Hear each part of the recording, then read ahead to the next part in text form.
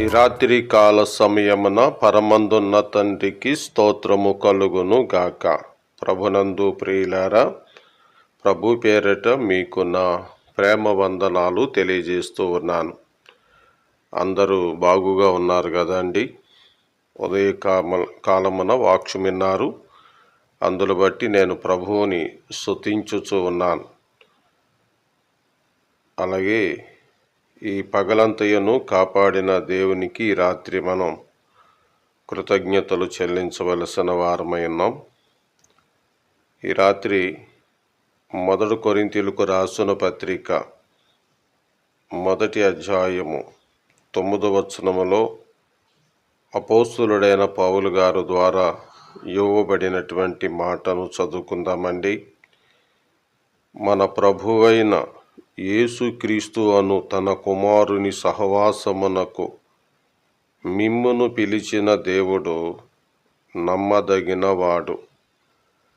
ఈ రాత్రి కాలాన్ని ఈ వాక్యము మన వినికిడిలో దీవించబడును గాక.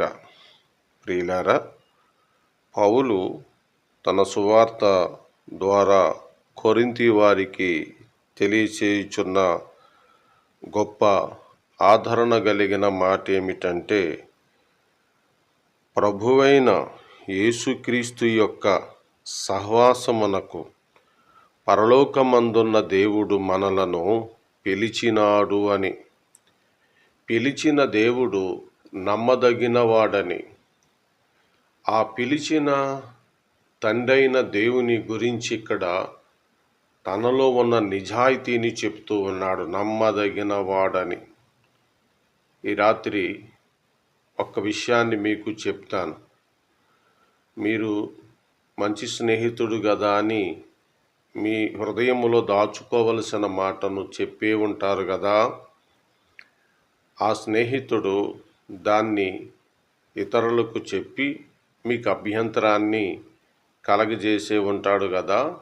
అవును, అలాగే ఆత్మీయుడు సంఘంలో మీతోటి ఉన్నాడు కదా అని ప్రార్థించండి, మా ఇంటన ఇలా జరుగుతుంది అని మీరు ఆత్మీయ సహోదరులకి చెప్పే ఉండుంటారు.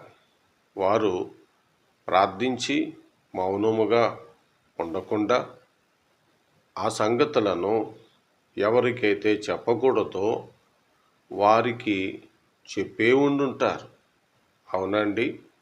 అట్లయితే ఈ ప్రపంచంలో చాలామందిని నమ్మటానికి లేదు, అలాగే కొంతమందిని తప్పగా నమ్మొచ్చు కదండి.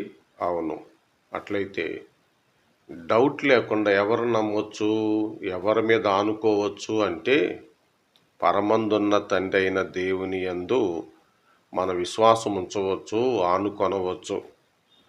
కాబట్టి ఈ రాత్రి ఆయన మీతో చెప్పుచున్న వాక్యం ఏమిటి అంటే, తన కుమారుని సహవాసమునకు పిలిచిన దేవుడు నమ్మదగినవాడు. ఎవరైనా మోసం చెయ్యొచ్చేమో కానీ నిన్ను మోసం చేయడు. నీకు అపకారము తలపెట్టడు. నీ సంగతులను ఇతరులకు చెప్పి నిన్ను కించపరచడు. కాబట్టి ఆయన నమ్మదగినవాడు. ప్రియ సహోదరుడా, ఎవరి యందు అంగీకారము ఉంది నీకు?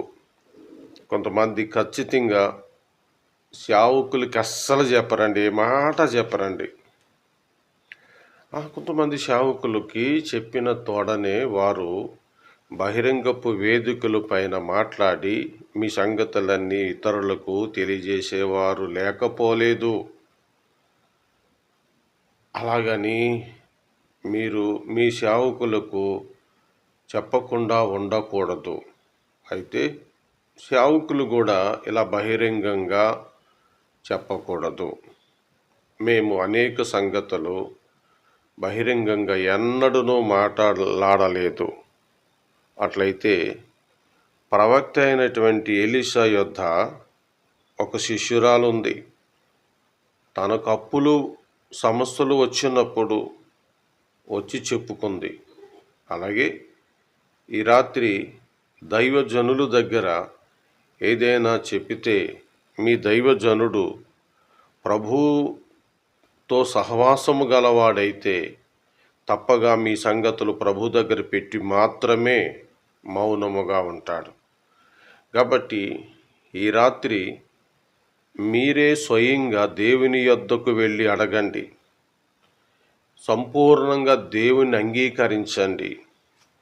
తిమోతి మొదటి పత్రిక 1 అధ్యాయము 15 వచనంలో పాపులను రక్షించుటకు క్రీస్తు యేసు లోకమునకు వచ్చునన్న వాక్యము అనగా దేవుడు ప్రభువు వాక్యము నమ్మదగినదియు పూర్ణ అంగీకారమునకు యోగ్యమునై ఉన్నది అన్నారు.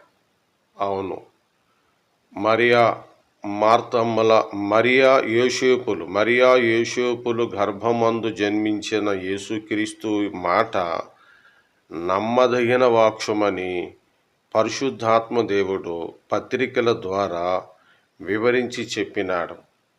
ఆలోచించండి, ప్రభువే నమ్మదగినవాడు. ఎవరిని ఆనుకుంటావు?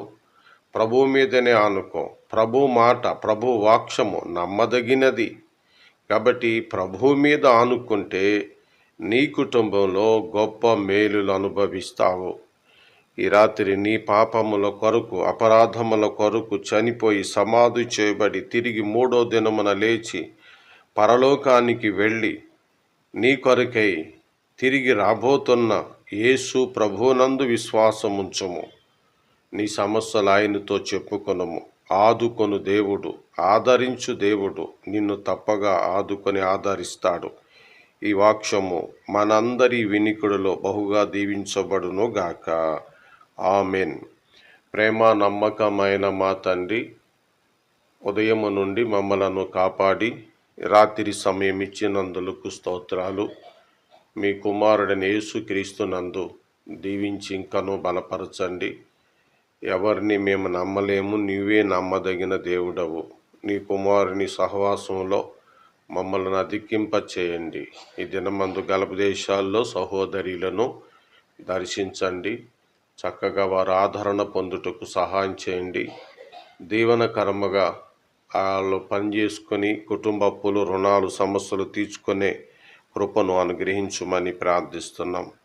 డ్రైవర్లుగా ఉన్న వారి కొరకై ప్రార్థిస్తున్నాము. మేలు చేయమని ప్రార్థిస్తున్నాం. చదువుకుని ఉద్యోగ అవకాశముల కొరకు ఎదురు చూస్తున్నారు. నీ కార్యము జరిగించమని ప్రార్థన చేస్తున్నాం. గ్యాస్ నొప్పులతో సహోదరులు బాధపడుతున్నారు. స్వస్థత దయచేయండి. ప్రియ కుమార్తె శాంతి క్యాన్సర్ సమస్యతో బాధపడుతుంది. సంపూర్ణమైన స్వస్థత, ఆరోగ్యాన్ని మీ కుమారుడిని యేసుక్రీస్తులో అనుగ్రహించమని ప్రార్థన చేస్తూ ఉన్నాం. తండ్రి, కుటుంబంలో దగాబడి మోసపరచబడి డబ్బులు నష్టపోయి పరువు పోయి నాయన కుమిలిపోతున్నటువంటి వారి కొరకై ప్రార్థిస్తున్నాం. సహాయం చేయండి. అయిన వారిని పోగొట్టుకొని దుఃఖములతో ఉన్నవారి కొరకై ప్రార్థిస్తున్నాం. సహాయం చేయండి. పిల్లలు ఆధ్యాత్మికమైన స్థితిలో ఎదగలేదు, ప్రార్థన లేదని తల్లిదండ్రులు వాపోతుంటుండగా పిల్లలలో గొప్ప భక్తిని రాబట్టజేయమని ప్రార్థిస్తున్నాం. ఆత్మీయంగా అందరినీ మీ కుమారుని యేసుక్రీస్తులో బలపరచండి. ఇక మా కుటుంబ అవసరతలు ఎన్నైతే ఉన్నాయో అన్నీ నువ్వు ఎరిగిన దేవుడవు. మా అవసరతలన్నీను తీర్చండి. మీ మేలులతో, కృపతో మీరు నింపండి. ప్రభువును రక్షకుడైన యేసుక్రీస్తు ఘననామమున ఈ ప్రార్థన అడుగుచున్నాము మా పరలోకపు తండ్రి.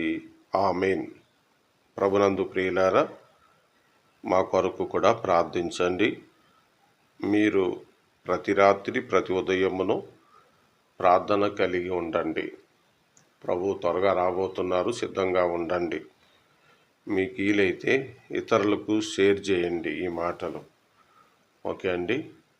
మీ అవసరతలు ఏదైనా ఉంటే తెలియజేయాలనుకుంటే తెలియచేయండి. మీ కొరకు ప్రత్యేకించి ప్రార్థిస్తాం. అయినా మీరే ప్రభు దగ్గరికి వెళ్ళాలి, మీరే మోకరిల్లాలి, మీ మాటే అంటాడు ప్రభు.